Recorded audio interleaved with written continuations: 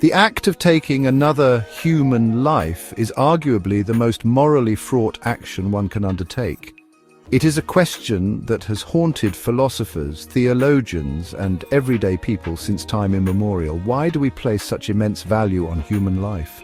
The answers are complex and multifaceted, woven from the threads of religious doctrine, philosophical reasoning, and evolving societal norms. Throughout history, our understanding of what it means to be human has profoundly shaped our views on the sanctity of life. From the ancient pronouncements of religious texts to the reasoned arguments of Enlightenment thinkers, the question of why we value human life has been examined from countless angles. Yet, despite the passage of centuries and the rise and fall of empires, the fundamental belief in the inherent worth of human life persists. This essay delves into the intricate tapestry of beliefs that underpin our aversion to killing. We will explore the sacred pronouncements of monotheistic faiths and the karmic principles of Eastern religions.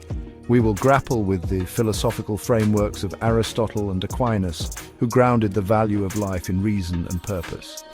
Finally, we will confront the dissenting voices of modern thinkers like Nietzsche and the Frankfurt school, who challenged the supremacy of reason and exposed the potential for its misuse.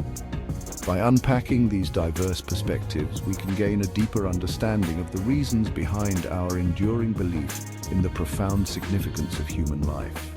This exploration is not merely an academic exercise, it is a journey into the heart of what it means to be human in a world grappling with ethical dilemmas of unprecedented complexity.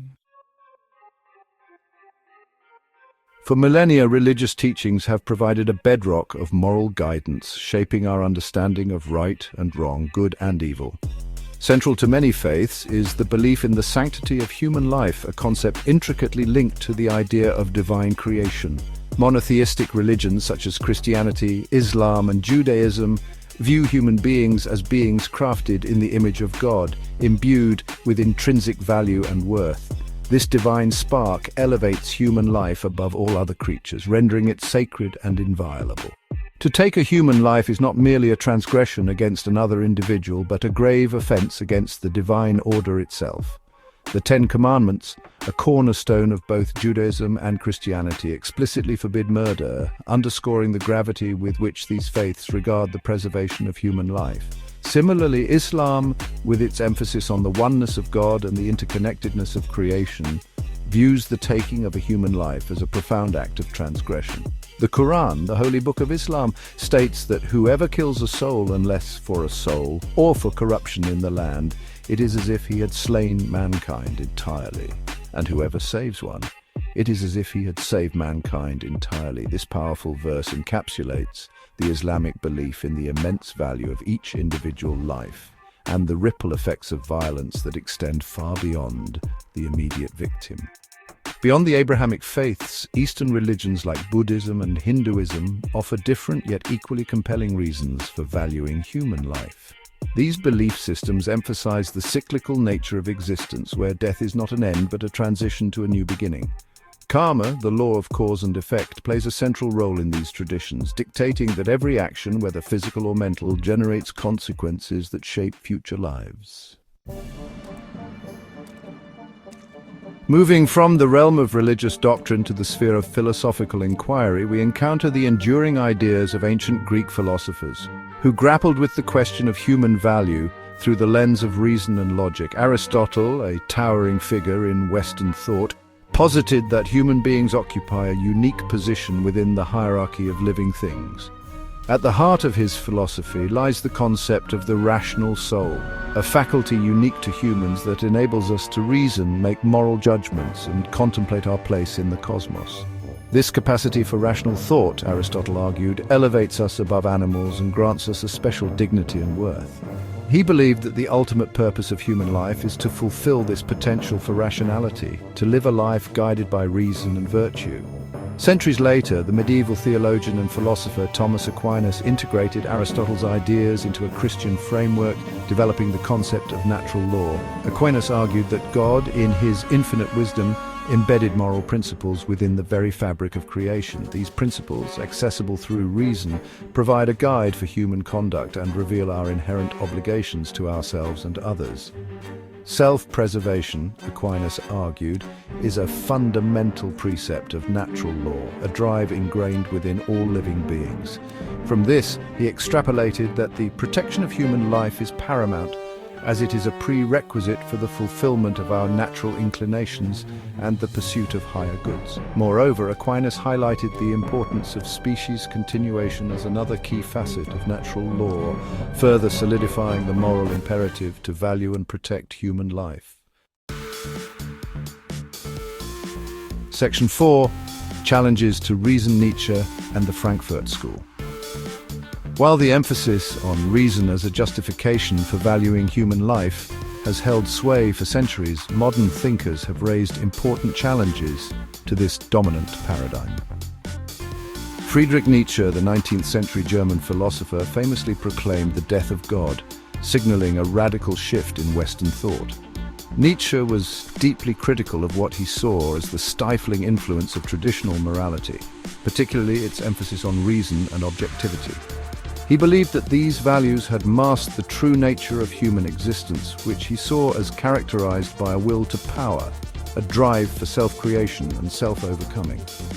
Nietzsche urged a re-evaluation of all values, questioning whether reason alone could provide a sufficient foundation for morality. He argued that other aspects of the human experience, such as passion, creativity, and the will to power, were equally important in shaping our understanding of what it means to live a meaningful life. The Frankfurt School, a group of 20th century German philosophers and social critics, further challenged the over-reliance on reason, highlighting its potential for misuse and its role in perpetrating injustice. Thinkers like Max Horkheimer and Theodor Adorno argued that the Enlightenment's emphasis on reason and progress had in many ways backfired, leading to the horrors of totalitarianism and the Holocaust. They pointed out that reason, divorced from ethical considerations, can be used to justify any end, no matter how inhumane. The Frankfurt School's critique serves as a stark reminder that reason, while a powerful tool, is not inherently good or evil. Its value lies in how it is used and the ends to which it is directed.